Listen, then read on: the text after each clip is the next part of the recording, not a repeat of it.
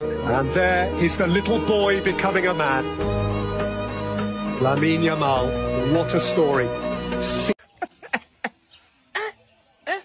My lord.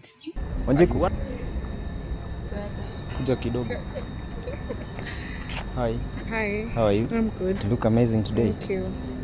Sasa I don't see the need ya waste time hapa yote. Si twende tu kwa nyumba directly. Mzai niko na my boyfriend ya. Nilikwambia unafaa kuniita aje tukiwa wawili. Zaddy. Again?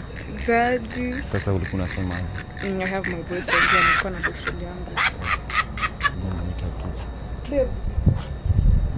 Kwa nini Mungu unatupatia punishment? This is your boyfriend. How are you, gentlemen? Niko best. Now are you all first years? Yeah.